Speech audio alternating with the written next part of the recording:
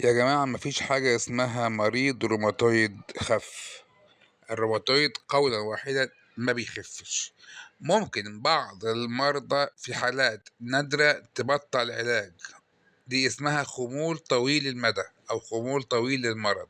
ممكن العين يدخل في حاجة اسمها ريميشن ويستمر في هذا الريميشن ونبتدي نخف له الدواء بالتدريج، وممكن نصل في بعض الحالات إن احنا نوقف الدواء تماما، لكن ما اسموش خف، اسمه دخل في خمول طويل، وهي أصلا حالة نادرة مش كتيرة. فأنا ما أقدرش أوعد العيان من الأول أقول له هديك علاج شهر اتنين سنة اتنين وهتخف.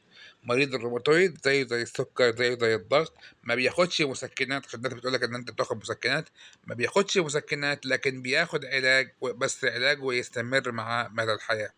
انا دايما لما عيان يقول لي يا دكتور الدواء ده هاخده على طول، اقول له اه على طول. يقول لي يعني هو مسكن بس مش علاج للمرض؟ الناس بتخلط ما بين كلمة علاج وكلمة شفاء.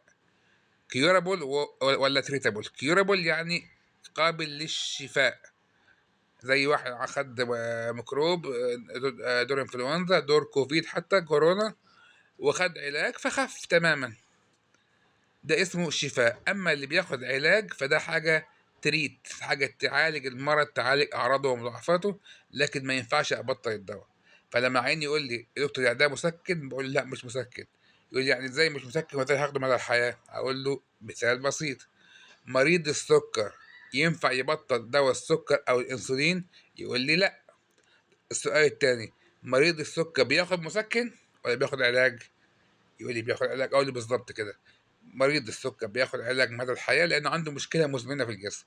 فأنت نفس الكلام، عندك مشكلة مزمنة في الجسم فمحتاج علاج على طول.